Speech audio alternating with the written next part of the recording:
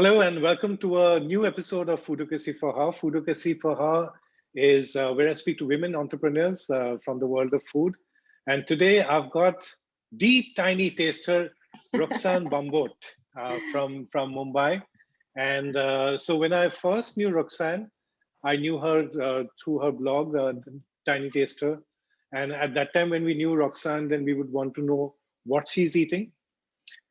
Then over the years, she also sort of metamorphosed into someone who was doing food tours and not in just in Mumbai, but in exotic lands like Morocco and South Africa and whatnot. And there we would like to know where is Roxanne taking people to eat. And then after the pandemic, there was a fresh avatar and Roxanne has become a home cook. So now we need to know, or we want to know, what is Roxanne cooking for people? And she disappeared to cook, but she's back. So, sorry, I'm back. and Roxanne, I It's might just- have said, we've had a few of these broadcasts together where, Roxanne and I have been there, done by other people. And, Yes. And she's broadcasting from what I call the Parsi heritage table, right? Yes, very much so. My heritage dining table, as you can see, my showcase full of glassware behind me. I don't know if you can see it, but it's there. It's my standard background for everything. So you're quite familiar with that, with all the lives we've done. Yes, yes. And anything in a Parsi home is heritage, including the people who live there. Okay, so we normally start Most off with certainly. I live in a Parsi bath. Yes, which Bengalis, if you're wondering, is not like a tiger, but Bagh is garden or colony. So we start off with this know the person sort of thing, and before we move into like the work she's been doing, but I want to know how orthodox a Parsi you are, Roxanne, and it's sort of like a psychological test question. Let me. So this is what I had for breakfast today, and let me tell you what it is. So it's not. This is not the test. So it's basically like a poro, which is like a Parsi masala flat omelette made in olive oil, but ignore that. But as a masala, apart from salt, I used Tanas Godiwala's Dhansakno masala paste, which you can buy from our Parsi affair. And on top of that, yesterday we got mutton dhansak from Katie's Kitchen, and there was this Gor Amli ni kachumbar, Gor Amli kachumbar. So slightly sweetish and with gourd and it's onion and cucumber. So what I did was I made the omelette with the dhansak masala and put this on top, and then I called it Idu par kachumbar. Like normally there's Salipur and Idu. So this is a Idu par kachumbar. Now the test is this the point where you're going to get up and walk off like Mamata Banerjee sometimes does in an interview, saying that this is absolutely unacceptable? Blasphemous. Or will you sit on? Very good question, I must say. How orthodox are you? Clearly not very, because I'm an anything but Edu person. I'm a massive egg lover. I love my eggs, very Parsi in that respect. So I have no problem with this take on Edu. As long as there's an egg in it, it's good. So and this kachumbar and dhansak masala, it's everything. Yeah. That's not as exciting as the egg, as the poro. Yes. And let me just add over there that it's 2 eggs and without the yolk taken off. So, so it's not one of those egg white things. So, Parsis would. So it's a proper omelette. This is not. Yes. And it's raining heavily and Roxanne's internet's playing hide and seek, but it's good. Isn't it, Roxanne, that we've moved out of those world of Instagram lives and which used to be such a hide and seek thing? Yes, absolutely. That was the most traumatic. At least with this, we can start again. That was just like, oh dear, we're live. Everyone's going to clip off. So I'm happy. I remember there was one Foodocracy for Her chat, which I was interviewing Marina Balakrishnan of Utupura, and we were both walking around our respective houses trying to get signal. That is, yeah. That is it. Okay, Roxanne. So tell me a bit about you. You're a Mumbai girl, right? Out and out. Absolutely, born Yes. and brought up. Yeah. So tell me a bit about some of the food influences which you grew around, or which is a big part of your childhood. I grew up in a typical Parsi home. Like I mentioned, I live in a Bagh, so a Parsi colony. And I grew up with my grandmother, my Bapaji. Actually, she's my Mamaji, who's my mom's mom, but thanks to my cousins, I keep calling her Bapaji, which means dad's mom. Thank you, Nicole Modi. So I grew up with her, and she was really the one cooking. So lots of Parsi dishes, typical stuff, but nothing super fancy. I don't remember elaborate meals in that sense, though my mother tells me we've had them. I just don't remember. But a lot of regular Parsi fare and a lot of what I would categorize as more continental or more Western-ish dishes. So even in terms of which now I can't stand, like a baked dish, I can't stand it. But Come just, on, occasionally, like on a heavy rainy day or something like that, no, or after many orders, a little bit of a cheese bake, no? No. Bake, This is the no. point at which Cheese, my yes. mother-in-law is going to stop watching this episode, because she loves her cheese. I remember once we'd gone to a Chinese restaurant, she said everything was good, but there was no cheese in the food. Yeah, no, I love cheese. Cheese is my kryptonite. But just the bake with the white sauce I don't like it. But anyway, I grew up with that. A lot of, sort of continental-esque dishes. And I feel because I didn't grow up with eating typically traditionally Indian food, like of course we had dal and sabzi, and it's even what we eat now, but it's never been my favorite, or even when people always talk about comfort food, of course my dal chawal and my keema is my comfort, but it's just not something that was super exciting. So I tend to lean more towards international cuisines and flavors, and of course my Parsi food that I grew up with. But that is a very Parsi thing. And oh, by the way, I must say that I'm fully into the mood of it. So I'm not going to show you because it's going to overturn. But I'm having a lemongrass chai, and the Parsis. But please say it correctly. It's not chai. Chai. Correct. I've been house trained. Very well, might I say. but the tea is from Chaika, and we'd interviewed him earlier for Foodocracy for her. So this one's called Firangi Chai. So they didn't know about the Parsi element. There are two girls from Calcutta worked in Singapore, but it has lemongrass. So I told them about the Parsi connection. But it sort of makes sense. Like, I mean, even Kaina's my wife. I mean, it was so much about Parsi food, and like you said, more about continental food. So when we got married, which was almost 20 years back, a few months left for 20. So at that time, I mean, she was all about like sandwich and pasta and salads and stuff like that. But I think now she's sort of, fallen in love once again with Parsi food. Probably the way I've fallen in love with Bengali food, and probably what happens to a lot of people as they sort of grow older. But that's the same for me as well. So when I say I grew up eating Parsi food, it was few dishes that I liked. There's a lot that I didn't like. I didn't like Parsi food for the longest time. And as you grow up now, I didn't like Bengali. It's even something like patrani machi, I just never ate it, and I find myself eating it now. So I relate to that completely. And patrani machi is a tough one to get right. Huh? I've had many patrani machis which are been over dried, like they've over steamed and it becomes really dry. Oh dear, I'm going to send you one. You can be my taste tester then. I will order it. I need to order many things from you. I need to order your patio. Then you also do this Thai omelette. Do you do on your menu? No, I break my menu into Parsi dishes.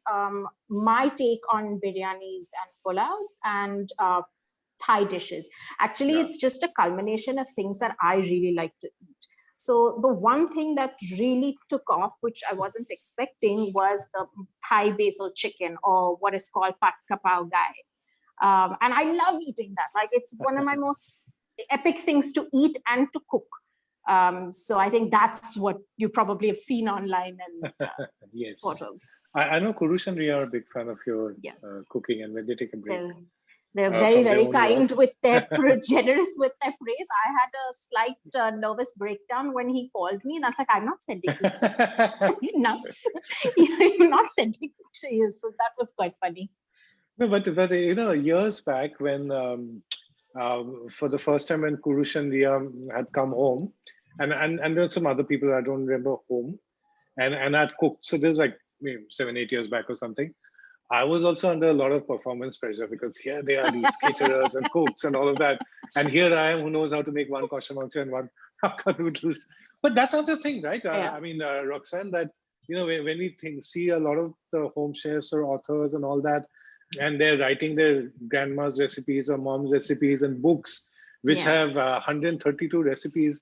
But most houses, most moms would, I mean, the number of dishes they make would normally barely reach double digits, or at least Oh, in for our house. sure, for sure. Yeah. And I think it's just more to do with convenience, right? And also it depends on the kind of dishes. Like, for example, I was going through an old Parsi cookbook, not my grandmother's or anything, just I think it might have been a Katie Dalal or Jaru Mehta Yeah. or something like that. And there's, of course, like you said, 100, 200 recipes in that. But if you look at it, like some dishes are seasonal. Some dishes are really elaborate. Like don't I don't think I would be making like massive berry pulaus or even massive sweet stuff, or even like I don't bake particularly. I don't like baking, and I wouldn't be So your making. cousin Nicole takes over Yeah. that side. I mean, she makes fabulous cookies and all that, which we've Yeah, been ordering during the lockdown. Yeah, she's fantastic with that. That's really her thing. especially that um, cookie which she makes, that chocolate cookie. Oof. you gotta try the lemon cheesecake. That is just outstanding. Okay, It is we just, eating. I mean, it's the mother of all cheesecakes I'm for sure talking it is. about. I'm sure it is. So yeah, I don't bake. So then, it's similarly in someone else's house. If it was difficult, if you don't, you couldn't get ingredients and things like that. So I think just by virtue of convenience, it's sort of concise to the couple of dishes that you do regularly. But having said that, people who like to cook or who like to feed or who enjoy that, they're gonna take that cookbook and create everything. Yeah. So like my mom, she was a working mom, and then dad passed on when we were pretty young, so she had to bring us up. She used to teach in a college which is pretty far off, and actually till she got married, she didn't really know much how to cook because my grandmom wanted her to focus on her studies, which gave off use. So my dad later taught her how to cook in England. Oh, So lovely. like I mean, she was not really that much into sort of cooking, and also one had earlier had this thing about Parsi food being very intricate. So we've never really cooked Parsi food at home, including me, and nor does Kanas. But during the lockdown, we started cooking. So she would often refer to our friend Persin's blog, Bavi Blog, Bride, yeah, and yeah, it's and fantastic. and the bloggers, sort of like, and you are one, and in your videos you do that in your tiny taster recipe videos. They sort of deconstructed, and you're writing for an audience like yourselves, right? Yeah, And absolutely. she found it for so much easier to make. And then when I Absolutely. came across Tanaz's the dhansak masala, I've been making dhansaks, which my mom says is the best dhansak to come out of our house, and it's as easy as making Maggie. Once you get Yeah, that. yeah, yeah. I mean, Yeah. figuratively. Okay, but Yeah. this is your story. So let me now go into which is the point at which you decided to sort of get into food writing, blogging. Because I remember in the beginning when I knew you, you were still a feature writer, right? You were doing a bit of food, bit of something else, and you were So also in a travel agency, right? I mean, you're sort of finding your feet at that time, yeah, wow, which I is had what actually almost said forgotten maybe a that. decade back, maybe a decade back. It actually all started 2012. So yeah, like 9 years ago. Yeah. I stumbled upon this, and it's a funny story. You'll actually laugh. I'm not going to name names, but I didn't know what a blog was. So I name just some names. I need my no, no, viewership to go no, up. no. Only This some is 20 people watch this. no. And I'm half of it sure is my mother-in-law and aunt-in-law. no. But And then so it's funny. I didn't know what a blog was. I enjoyed food. I was working in a production house and making amazing money for that time and enjoying myself and all that. But I just didn't want to be one of those people whose job defined them. I wanted to have a hobby, something fun as a creative outlet. And a friend of mine was working in a PR company and had a very bad experience with food bloggers. So she was the person who had organized something at a restaurant in Bandra back in the day. And some people we know, and we know very well, had a not so nice experience. And she was venting to me like, oh my God, who these people think they are? This things go wrong, blah, blah, blah. And she was just so upset. And I have a feeling I know which one. After this, I'm going to offline ask yeah, you. yeah, of course, of I've course. got that. Yes, yes, And yes. she was venting like a normal person, whatever her work day was. And I was like, yeah, yeah, all that's fine. What is a blog? What do you mean? What are you saying? And then she was like, go and see this, and they've written all this rubbish. And it was just one of those, with whichever side of the coin you looked at it, like each one had their valid issues. And I was like, oh, I mean, I really don't care about your squirmish, but this is very interesting. And I was like, this is what I would like to do. I'd like to write about food, because why not? And it would basically my opinion about food. At this point, even when I call myself the tiny taster, it's such a reflection of who I am, because I did not cook. I hated cooking at this point. I did not cook. I did not want to cook. I didn't want to be a chef. I was like, I'm not a chef or a gourmand or anything. I'm a taster. This is what I do. And I'm like barely 5 feet tall. So I've always been the tiniest person in the room. So that's where it came from. And I started, and my first recipe, I remember, first blog was a recipe of how we make saliparidu at home. We make it almost like a frittata. We don't make it how it's traditionally made. It was just something my dad came up with, and we loved it. And it started from there. And then I would do like go to restaurants or write what I thought of. And it really took, like people were like, I love this. I love your opinion. And it started with that. But within the year, I realized I really want to travel. It's something that I've wanted to do my whole life. And an opportunity sort of presented itself, and one thing led to another. And before you know it, I quit my job and was doing this. And like you said, I was also writing for publications and things like that. But I wasn't a journalist or anything like that. That wasn't my full-time job or anything. I was working in ad films in production. I was Now I remember. Yes, you had told me back then, and because Kenna's my wife works in advertising, so and the yes, travel yes, agency you're referring to is actually a friend of mine started a specialty agency just for travel to South America. And that's my dream destination. That's and my mother's always scared that, my God, if she goes, she won't come back. And it's the whole continent, because I'm like, which country do I want to spend the most amount of time with? So I was working with him just like out of the sheer joy of learning and experiencing and dreaming of when I could go. But that was like with the blog and, doing other stuff. And one thing led to another. And then I started doing writing and content creation, which I think everyone's evolution into content creation has happened gradually, because unfortunately, not in your case, you have a loyal audience, but unfortunately, not everyone reads blogs anymore. They sort of look to them for information. So the blog posts that work for me will be recipes, will be itineraries, or some specific review about a hotel or a destination. But if I was writing it more story-wise, this whole which is what had initially drawn me to you and your writing before, of course, we met and became friends also, is that you would just write about a lot of these places where you'd go and eat, and you would not specifically go there with the agenda to write. You would go there because you wanted to eat. Correct. And then you'd write about the experience and your point of view. And I sort of feel, I don't even know if I have a loyal audience or people read that much of stuff, but I just feel that there is this one thing where you're giving information, whether as a list or whatever. But I would like to hope that there's still some space for feature writing. I think we just have to go where our audience is. Like, for example, I've been observing something which Freddie Birdie do, and he's of course a maestro at this. He's just my John. I love him. Absolutely love him. and he's so fabulous at his work. So he, at this stage of his life and his career, started doing Instagram window. Yes. And I noticed. that, right? I noticed you started doing that as well. So then it struck me that I was reading his stuff there. And I don't know where to read his stuff otherwise, because it's not, as far as I know, that he has a blog or a site or whatever, except when he puts his ads. Yeah. And then I thought that maybe people are not even reading the Instagram text which we put down. Yeah. I don't, because people write blog posts on Instagram and I can't read that much on the phone. So I started putting it there. So I mean, like if Freddie Mercury is somewhere up here, then I'm sort of down here. But sort of learning but that's what drives us. I mean, yeah, no, but I think it's also a very valid point, because you're still telling your story the way you want to tell your story, but you've moved to exactly what you said, where your audience is. And unfortunately, everyone's, just not got the time to read long format writing, unless it was, say a really stellar article in the New Yorker or things like that. The small community that reads.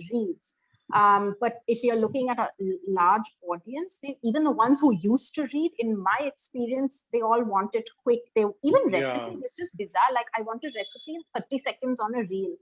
I mean, there's so much. If you look at my YouTube channel, and even whether they're Parsi recipes or regular recipes, I mean, there's a voiceover. I don't even write. I'm explaining it at each step. Like, it might burn at this stage, turn it over. How do you say all that in 30 seconds? But people don't care. They just want that. It has to be short. But you put in so much context. Like, even when I do recipe videos, I used to do earlier with IFN, and during the first year of the lockdown, which is last year. Yeah. While I was shooting in the kitchen, I would just this thing. But like you, I think because we are sort of storytellers. Yeah. So even when you're giving a recipe, you want to give context. If nothing else, like a little tip about how long to let your sali be on the pan before you put the egg in, or maybe somewhere you might slip in something about where you first had this, linzer tart or something before you made. Okay, now I want to ask you something specifically about this writing and content creating. In fact, I realized when I interviewed you that apart from Nandita here, you're probably the only sort of, I mean, you're doing more stuff now, but you're only the second writer which I've interviewed in Foodocracy for, and that's because when I conceptualized it, the idea was it was entrepreneurs. Correct. So I would specifically look at people who are running restaurants or who are chefs, home chefs or products and stuff, and not our friends who are largely in the writing community. Yeah. And that could be because I didn't see myself as an entrepreneur. I saw myself as a writer. Then once I was chatting with this guy who's set up his own companies and all that, and I mentioned this to him about myself. So he said that no, I mean I look at you as an entrepreneur. Yeah. So I want to ask you this, Roxanne, that you've been in this since 2012. You've seen so many people and stuff like that. Do you think that a food writer, content creator, especially if they're freelancers, are entrepreneurs as well? Absolutely. Absolutely, especially in terms of freelancers. I'm not talking about writers who have a full-time job. As a freelancer, there is so much doubt. There is so much uncertainty. There's so much unsurety. That's a word even. There's just, everything is a question mark and everything is a hustle. When you see these videos of inspirational quotes and they're like, you got to work for the hustle. I'm like, yeah, ask me. I've been doing it for a while now, ask But I want to have my dhansak and sleep first. I'm talking of myself, not you. Yeah, but so, I feel like in that sense, 1000%, because you're really working on your brand. And I think this is something that people don't seem to realize, be it a freelance writer or even I'm going to use the word content creator to cover the spectrum of the Instagram, blog, or Twitter, even what we're doing. Is this writing? We are chatting, we are storytelling. So whatever form if you're a content creator or you're a freelance writer, you're pretty much building your own brand so that somebody comes and works with you. I mean, everything can't be a passion project, right? Even as a freelancer, there's only so much, as a freelance writer, there's only so much you would do, say, on your personal medium, whether it's Medium or Pinterest or blog, versus paid work. Everybody wants their name in like an esteemed publication and things like that. So you're constantly building. But they don't always pay that much. The esteemed publications. That's immaterial at this point. My point is, in whatever way, that whatever business that you have, everything is not done for passion. At some point, you want to be paid for it. At some point, you want to work with brands, whether there's large money or small money, that's a second thing. But in order to get that paid job, there is a certain amount of branding and marketing and promotion that you are doing for yourself. So if you're not, and you're a one-man show, so to speak. So if you're not an entrepreneur, then and you're not, building your own business, I don't know what else to call you. You know what I mean? And the thing is that you worked in organizations, so have I, and I probably for longer. I think 15 years of full time before all of this. Yeah, of course. When you're alone, then you're alone, right? I mean, you don't have a team to sort of ideate with. You don't have a team to delegate. Yeah. You don't have bosses to sort of whip your whatever. So it's a one-man army, one man, one woman. And the reason why I made this thing on the point on publication is that I think the bigger thing is like doing work which you get paid for, because often it could be out of the media which you created. I mean, the mediums which you create, whether it's a blog or a YouTube channel or whatever. And probably you can perhaps make more money over there. So, I mean, that was the only point I was trying to make. But my point is, again, you're still building your brand as yourself to get that other brand to then come and monetize your channels. So you're still working and doing everything. So 100% entrepreneur. And I was smiling because we are sort of in the last week and the final judging of Home Chefies. Home Chefies, which is this thing which we started, and even you were kind enough to share. You should have entered. Yeah, no. But I don't think they fit in any category. I looked through it and I was like, no. Why? Parsi food is Indian, huh? Let me tell you. I use the hashtag Indian for Parsi food. Yeah, it is very much. But still, I mean, I was just like, no, that's fine. But I'm saying the point is that it was about how home chefs are creating brands, and home chefs often sort of work by themselves, or maybe just helpers or stuff like that. And I've been doing these interviews with our judges on the other side for how can home chefs build their brands, and then these are brand experts. So tell me, Roxanne, a bit of what you've done in your life or your career and learnings from that and what helps in sort of a content creator to create their own brand. So what are the steps? Because we established the fact that if you're a freelance content creator, you need to create your own brand. So how does one go about that? Or what are your tips? I can only speak for myself and what I've done. So because, it's sort of wearing many hats in terms of freelance writing, as well as now, trying to build my own brand in terms of my food orders and things like that. But I think one is, of course, you just need to put out the kind of work that you want to attract also. And you want to showcase potential audience to what you can offer. By that, I mean mainly brands or, clients. So for me, it's just always been putting out information or articles or work to showcase what I can do. So in terms of earlier when I was writing, and this is completely before this whole bubble of Instagram numbers, you need to be 100K, even on YouTube now, it's like, you need to be 100K plus, you need to have a silver play button. And if you see the kind of content, I'm not saying all, but a large chunk of the content that gets these kind of numbers is rubbish, absolute rubbish. So that, forget all that. That's a different thing, and it'll drive you mad if you're going to chase that. My advice is to just put out the kind of work that you think works, that you want to do or you want to showcase. And in my experience, people resonate with that. And also you want to show your personality. People, I find, and even with something like Instagram, I see so many people who are like, oh, I finally crossed 50,000, or even you for that matter, you've got a massive number. Mine hasn't moved that much. It took me 500 years to reach 10K. Like, my God, the struggle was real. But I wonder why. I mean, even you're saying like my number is massive, but it's not. I mean, it's no. Like 50, understand but look at the numbers context outside there. I mean, it's a lakh, million. Correct. But look at the context. If with you and me, if we're moving almost at the same pace, or started off almost, maybe a couple of years. I think I've got a couple of years behind you. Just by numbers, there's a massive jump in yours, and mine hasn't. It's moved marginally. But the point I want to make is that has not affected the business that comes my way.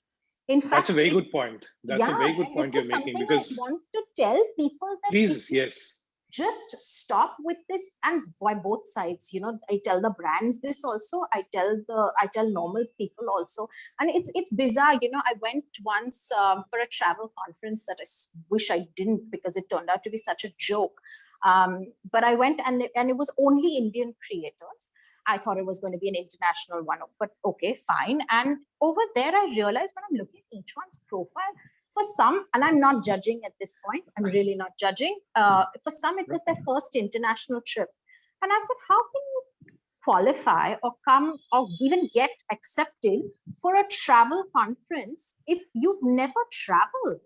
For an international travel conference, if you've exactly done, and even, and I said, okay, maybe I'm just being a horrible person.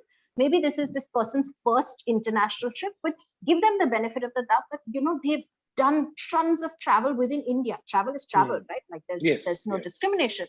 And so I went in to see, because as a creator, you got to put that information out there, right? And there's nothing. It's beauty videos and motorbike videos and fashion, and everyone's doing that, one outfit and snap and another outfit. And that's all perfectly fine. But I said, it's so misplaced for this.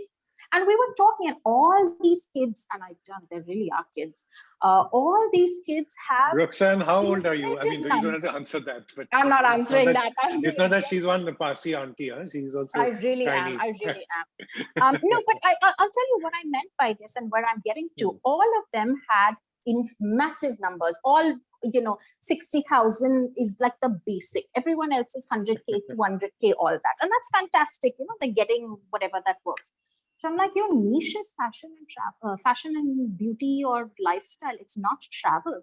And each one, and somebody, and because we had common friends, somebody said, oh, you must talk to Roxy. She's just like all over the place. She's gone here, she's gone there.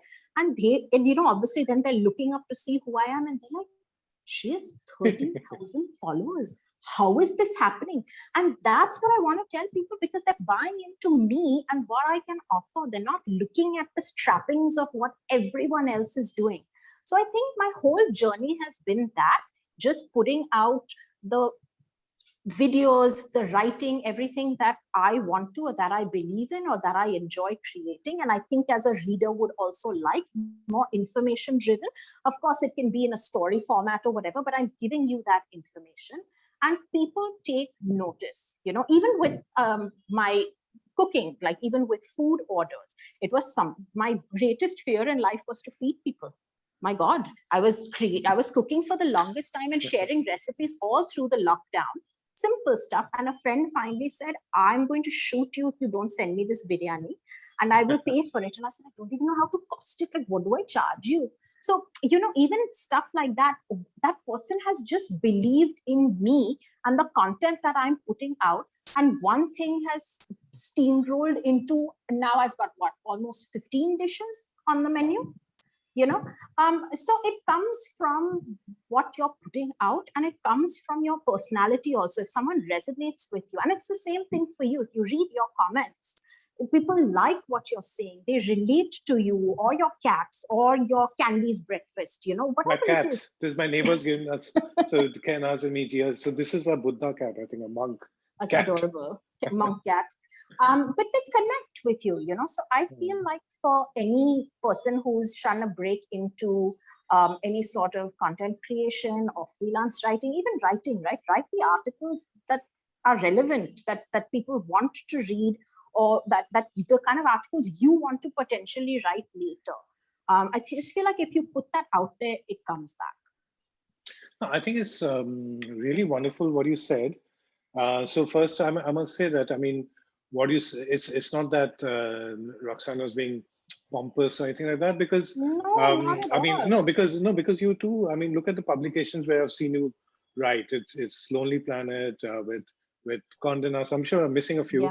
You've written with V Sangvi at Culinary Culture and Easy Diner as well, and the TOI and this, that, and stuff. So if you look at that and the numbers, I mean, there seems to be some sort of disconnect happening. But I'm glad you put this. And there's a lot of self-doubt if you're working by yourself. So Maybe a few days back at night, I was watching this interview with someone who runs a content page, and then I was listening to the person and how the person quit their job and then started this and then hired a team and with times and went here, went there, went that. Yeah. And then I started feeling so I was watching this at 1 a.m. and then I started thinking, okay, this person came in with a plan 2 years back, and this is what the person has achieved. See, I'm not even giving gender. I know exactly who you're talking about because I also read that at 1 o'clock in the morning. No, I watched it, so I'm talking about the interview. But we discussed this before we came online. So then I thought that I've been doing this from 2007, no doubt as a hobby, and here I am. And then I said that have I been too self-indulgent or just taken it easy? And then it was still 4:30 when I didn't get sleep. Then I was walking around and I saw my cats beside Baby Loaf, put my hand on him, and not getting sleep. And suddenly I think he did some telepathy and I got the idea of opening the page. Then I opened the page and it's like, "Ye kya bakwas hai?" Put it off and went off to sleep. I don't know. But I'm glad you put it out there because like you said, I mean, it could be 10 here, 20 here, 30 here. Yeah, I'm thinking of some of the other people from our batch, so to speak, like say Monica Mansanda. I mean, she has good numbers again, and then Nandita and but Rushila, again, all of us don't Sai, have the kind of bombastic. But we don't have those here. Yeah. I mean the others like start at 1 lakh, 2 lakh, whatever, and yeah. And I get that, there is a lot of self-doubt, especially if you've been doing this for a while. And that's what social media does. Also, you see other people and you're like, oh, this one has written a book. This one has. What do you do then? Sometimes nowadays, sometimes for a few hours or for a day, I just switch off my apps. What do you do? How do you deal with that? It's maybe escapist, but I do that. No, that's fine. Whatever works for whoever. There's no judging in this kind of context because I always feel like you should do whatever you need to do to feel better because these are legitimate feelings, and it can really bum you out. But I feel like I'm blessed in a way where I have a slightly strong sense. I don't know what the word is really, but I feel like I do get down and I do start thinking and doubting, but I've had to look at it and say, look, every person's journey and trajectory is different. Everyone's circumstances is different. Everyone's level of hard work is different. I cannot, also as an age factor, some people have a first move advantage. Some just have luck. Some have age, some brands, and it's unfortunate because from a brand perspective, and maybe I'm wrong, you can correct me. You always want to work with the younger crowd. You always want to know what the cool kids are doing. And suddenly, one day you wake up and you realize, hey, I'm not one of the cool kids anymore, And so it's normal. No, it's normal, but I feel like the way I look at it is like, that's great for that person and it's work. Maybe there's something I can learn from there. Like, for example, I'm just saying book because that's been on my mind so much. I look at someone and say, oh, they're on their third book or fourth book. And then I look and I'm like, but that's not the kind of book I would want to write. I would want to write something else. So I take inspiration from that and say, what would I want to do? Or how can I work and move my business better? What do I want to do? Just because you see success, like for example, someone started a business and has hired 20 people and is like raking in money. Wow. Amazing. But when I look back, I'm like, is that really what I want to do? So I think you just have to find a bit of inspiration from someone's success story and then realize that, you have to figure out what you need to do. It doesn't mean that it doesn't invalidate your success, whether you've gone on one trip or you've gone on 20, whether you've got one book or you've got 20. Each one's is different. And I think this comes with age. I think it takes a while to understand that life is not all about you, and so maybe someone younger watching this, because I talk to a lot of friends and, and I feel like you learn from everyone. And I can see how depressed and how much it weighs down. Like, I'm not getting brand deals. I'm not getting, PR packages. Like, that's like a big thing. And here I am like, Baba, please take it back. I don't want this, So everyone is different, the way they look at things. So I feel like when you see this, if you need to switch off your app and just disconnect, that's great. But also just remember that that's great for that person. Maybe there are bigger, better things for you. You never know. Yes. And also, I guess one changes with time, like in terms of there might be something you might not want to do now, not Absolutely. ethically, but like not an area of Yeah. interest. But so for example, you started as a writer, Yeah. and you would do a few walks here and there with Kalagura Festival, which Yeah. you're a co-curator of the food part, and all of that. Till suddenly, boom, you were doing international food tours. Like maybe you would not have considered that. So how Yeah. did that happen? Like So I always wanted to travel. That's been my thing from ever since I was a child. And when I started getting opportunities through my blog, those were more press trips and junkets and things like that. Of course, some are paid, some are not. So when I started traveling and seeing things, and of course from a writing perspective, it was like I want to share this information with the people who are reading my stuff or following what I do. And then slowly it sort of translated into, apart from just reading, why can't they be a part of this experience? So what we what we do, and I say we because I work with a travel company called Quantum, and they're just fabulous, is we create a tour that I would potentially want to be on or I would enjoy.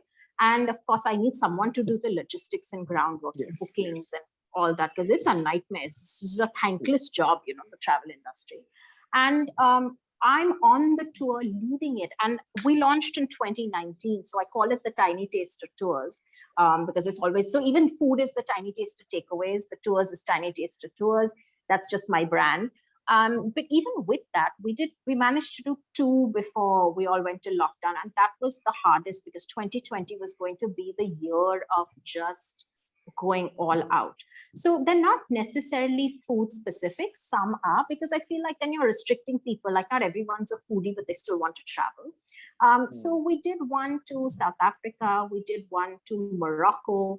And both trips just had very different set of people, different personalities, and it just all clicked so well. Like each group is like, our group is better than that one.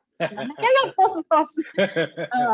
But just so much fun. And the whole point of it, like in both countries. So for Morocco, it was my first time. So it was like my dream of where I would want to go and what I'd want to see. And then, of course, it was your first visit as well. It was my first visit, yes. Okay. So South Africa, I've done before. So I knew it. I was familiar with it. I said, this works, this doesn't work.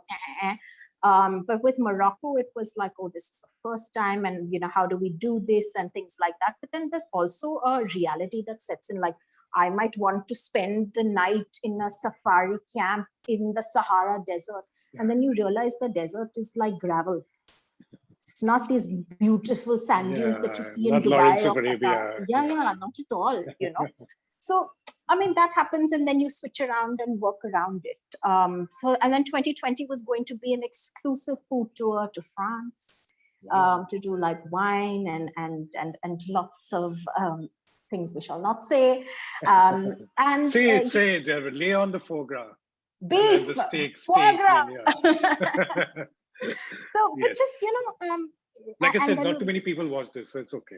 No, but and then we were thinking of doing a trip to Russia. I've always wanted to do Russia, and we were planning it out. And then initially, the first trip that was announced for May 2020. So we announced it in Feb. So you can just imagine. Everything went boom, kaput. We were going to go back to South Africa, and South Africa is just insane as a country, and the food is amazing. It's a bit like Australia in the sense that there's a lot of mix of cuisines. Like you've got great Italian, great Chinese as well, and then of course you've got South African food like their braai, which is just like their barbecue. Just die for. I think you've written an article for me on South African food during our Easy Diner days. I must have. Right. I don't even remember what all I've written. I think no, but I remember that one because you'd come back from South Africa and I said, Likho abhi. Yeah, and and they've got wineries and stuff. So the idea was to pick places that I really love, that I've been to and want to share with people, and then also what's on my wish list. And then the idea is that you travel with me. And a lot of people initially were like, why would someone pay to go on a tour, because in India, when you say, oh, I'm going on a tour, you automatically think Kesari tours, Raj travels, everyone wearing that starched pea cap with the bag, and everyone That's a different walking. audience, I guess. Yeah, it's a completely different audience, Yeah. and an older set of people. And I said, So like my mom-in-law and her sister are very comfortable with the KC tours. In fact, she went for her operation also with the KC tour suitcase. But see, I don't have a problem with that, but that's not what I'm doing. Yes, of I'm course. not giving you, and also that's a different price point. It's a different everything. But that was the perception. It's like, why would I pay? Because especially when you're talking to a younger generation, even you, me, and younger, everyone is like, I would travel alone. I'll plan my own trip, right? Why do I need the group? And everyone who came, I'm so happy to say, everyone who came on each trip was like, whatever you're doing next, just tell us, huh? Like, we'll figure it out. Yeah, and I was like, because I'm with you. Like, I don't mean to sound like anything, but there's also like the person you're with who's making it for you, who's doing it. Plus, you're meeting new people, right? Like, say you and your wife signed up, and there's another couple. Like the South Africa group, there were 2 couples, and they've just become like lunches and dinners, and and then somebody else, and it was wonderful. So I think the perception initially was a little difficult to break because everyone thought it might be like a set tour. So I'm hoping once everyone is vaccinated, once everything is safe, everyone has saved all their money because they've not done we haven't done anything, it's ordering food. Yeah. So I hope everyone's like excited, and because I'm just making 100 itineraries. You tell me where you want to go, Kalyan, I have planned it. I have a hashtag also for it, Khayali Pulao. Yeah, completely.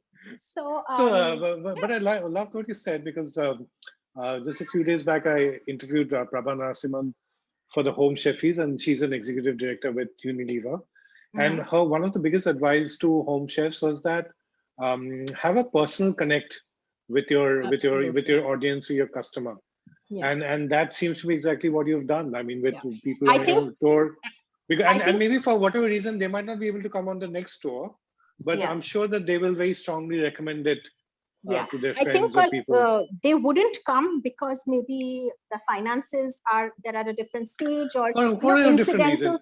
Incidental. Like for example, right now, because of our cats, I can't think of traveling. Like we haven't traveled, but now I'm not even missing travel because I don't know how, because these monkeys have got so attached to us.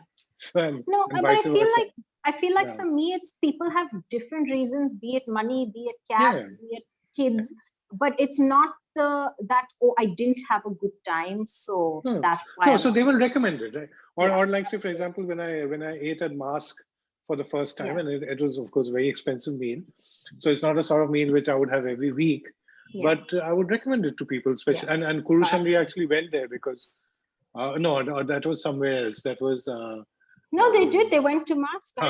No, they went to Mask later. But when I went to the one at Bandra, which was Kelvin Chung's thing, Bastian. Then it was the anniversary, so I told them that you go there, and then they also loved it. But after that, neither them nor us ever got reservations of the event. To book. We were very well behaved, by the way. It's just, I don't know why we didn't get reservations after that. But whenever I'd call up, even before I'd say my name, they say we are I think that I think they just were overwhelmed with people. So and there's only so much capacity. They would have. So we are coming to the finishing stages. So lockdown, and you had your plans made and everything, and it stopped. You just like you're in a flight and suddenly like a air pocket. So what did you do? How did you sort of take it on? So I started sharing recipes just on Instagram. I was cooking much like you. And I specifically started making. And this would be new for your brand in a sense, right? Because one didn't associate Roxanne with cooking stuff before. Not really. It wasn't completely new because I had a couple of recipes on my YouTube channel. But not I would say that we maybe 20% of your work. Yes, of course. That's what I meant. It wasn't completely like a new thing, but at the same time, it was like, oh, okay. But So I it was sort not of like Daljit Dosanjh suddenly doing recipe videos. no, not at all. But I started doing things that were easy and accessible, because I think everyone has Mm. forgotten how bad it was in March and April, where you couldn't even. I remember someone was like, "Where are you getting cocoa powder from?" You know. So I was just making things. So Okay, we had a little break. I had to answer the doorbell, and our neighbor Gia, who's giving me this T-shirt. So she'd come with some bread pudding, which her mom had baked. So yes, that's important work. Where was I?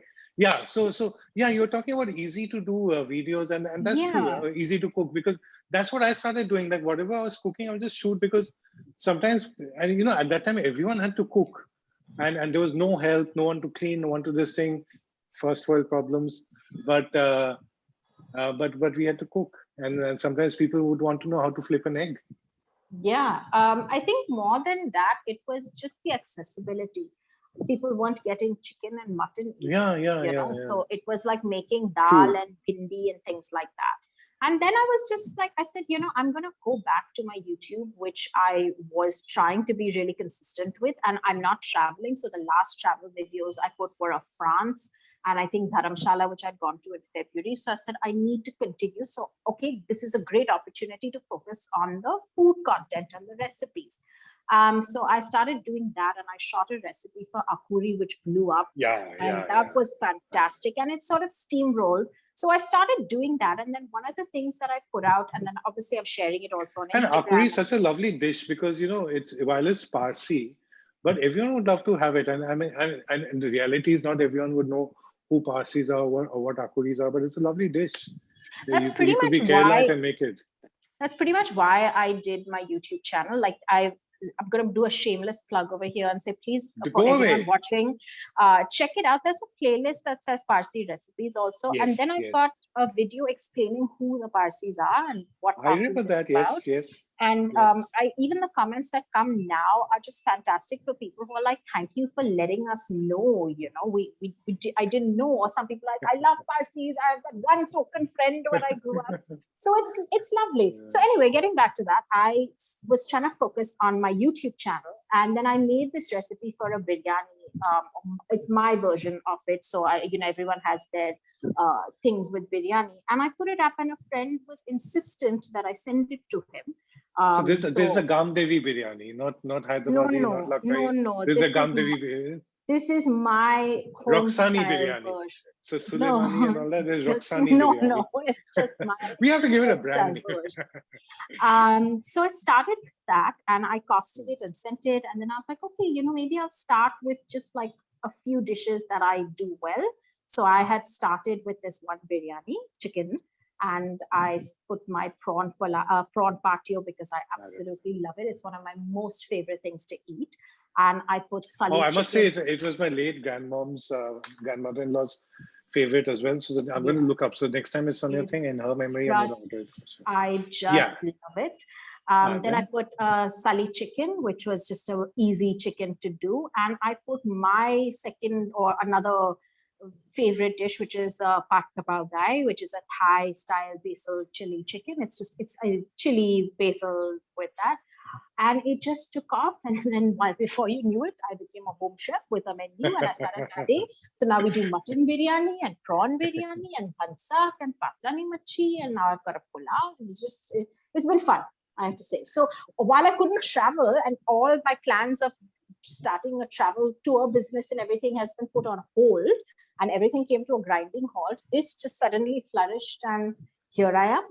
So I'm just I'm so focusing on YouTube, and I'm focusing on this. And it's ironic because today I shot another video, which now, as soon as we finish with this, I'm going to you're edit. going to drop Now it. yeah, Drop. now I'm in the Drop. groove. Like I'm like, I have a schedule. I have to continue with this. So I'm very happy with myself. I didn't have this earlier.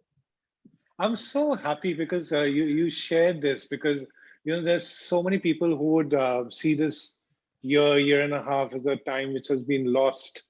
But actually, if you think back, I mean, like even this Foodocracy for Her chat, which I'm doing since last May, I would not have done it otherwise. I mean, I'd spoken to a production company before. They said, "Who'll be this thing? Where will you get the Yeah. sponsor? And and how will we travel? There's that." lockdown happens, switch on the the thing and then talk and Yeah. look at the kitchen. So, but how's this experience been of being a home chef? Because it's so different, right? You've not even been a cook before, and now Yeah, I was just going to you'll have to say. things like consistency, volume, cooking for someone else. You can't have a bad hair day, and the hair definitely can't get into the food. But I'm Yeah, saying my that. God. So First how's thing, that experience been? first thing for anyone who calls me a chef, I'm just like, I'm not. I'm a cook at the very most. I'm quite like a fraud. I don't even belong in the kitchen. I'm not one of those people who loves feeding people. It's one of my greatest fears in life. Like I cannot tell you how difficult it was for me to do this and get the ball rolling. And I think it stemmed from I'm not doing anything else. I'm wasting my time. Maybe I should just throw myself into something, into the unknown, and maybe something great will happen. That's literally how it was for me. I cannot tell you how terrified I am of feeding people because everyone's so fussy. And here I am. Now I'm like, you want it spicy? Starting with you. Are you, yeah, Starting with you. are you okay with spice? What do you want? How many people? You tell me. So it's been very interesting, and I have to also, and challenging, of course, but I have to say, you mentioned that a lot of people think 2020 and a good chunk of 2021 has been so depressing, and everything is, and I've also had those moments where I'm just like, what am I doing? It's like I've just wasted a year and a half compared to what I've done. But I think there's always some good that comes out of every storm. So in whatever your personal life is, if you think back and analyze, you'll find something good that happened. And for me, it's definitely this, because more than anything else, it just made me realize that's something I had said a blanket no to from 2012. I mean, Kalyan, I just refused. I've had roaring fights with people saying, what is this nonsense? Do not make me cook.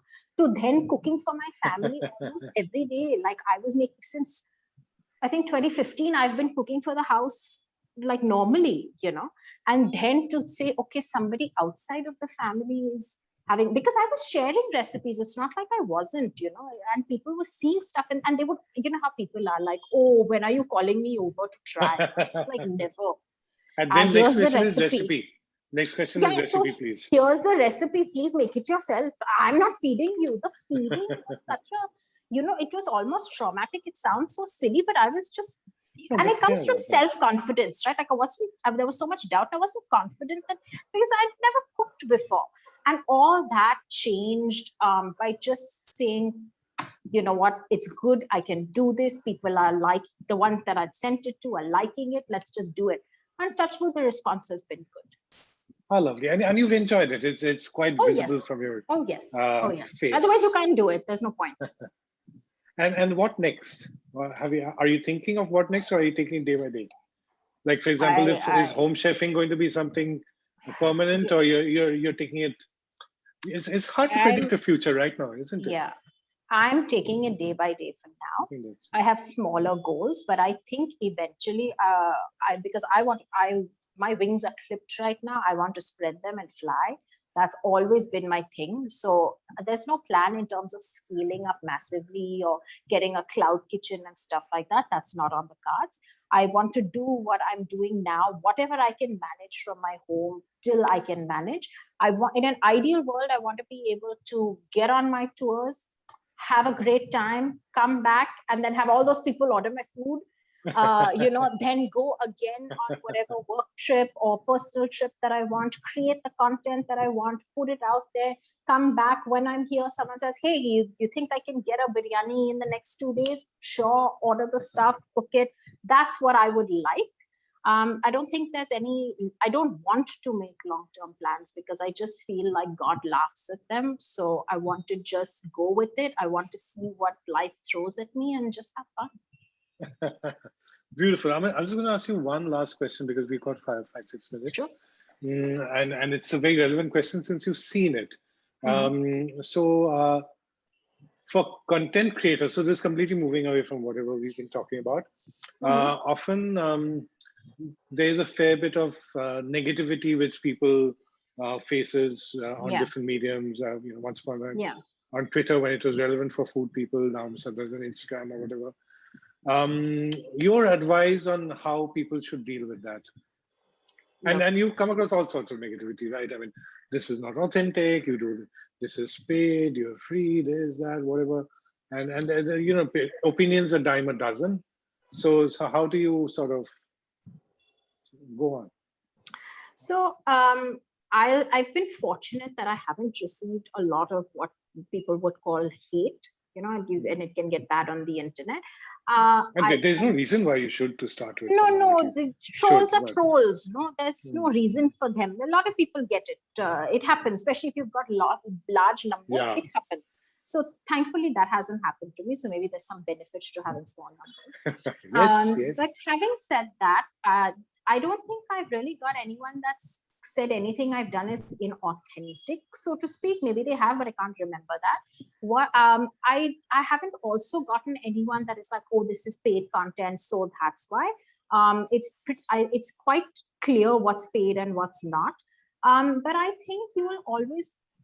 I find that people who give me criticism are those who are silently jealous or who want what I have or what I'm doing. And most of the time it comes from senior people, or it comes from someone junior who's just not getting what I might be getting or what they perceive that I'm getting. And I know this because everyone likes to talk. So I've had PR people tell me that, you know, hey, this one said this about you. And I'm just like, wow, okay. It happens. People are insecure, human beings. It's human nature. I don't think anyone should take things personally because it's never personal. You know, and also I think that you have to, and again, this comes with age, you have to learn that what goes up comes down, and what is down will one day go up. If it is what it is. And if you're so delicate that any sort of critique or criticism, whether it's valid or it's invalid, is going to affect you to the point where you're going to get depressed and all, then please get offline, find yourself a normal job, and go to office and do your job and live peacefully, because you don't need this kind of, nothing is worth that kind of mental stress. So if you're such a delicate darling, then bounce off the internet, because you really need to have some guts and gumption to be online. Because if you put anything out on a public forum, you're opening yourself up to people to have an opinion and say something. You know, so I don't take it personally. I don't think people shouldn't. Yes, of course, it upsets you, and you're allowed to have that moment of like, why did they say that? But move on. You know, it is this, like a Veer Sangvi said this to me. It's like, why do you indulge in them? They're like faceless people behind the name, you know. So, and I said, it is what it is. But yeah, and he gets it a lot more. I mean, that is, of course he does in at his scale. Yeah. And I realized that he was following me because I think you and I got some massive hate from an anonymous account many moons ago, and I'm so sure that the person who's running the account is now following me and interacting with me normally, because I shut them up very badly. But it just is what it is. I remember that day. Yes. Yeah, We're trying to calm you down, saying, yeah. And I also feel like a lot of someone doesn't like you, it's like fun, right? Like people say this stuff to grab eyeballs more than anything else.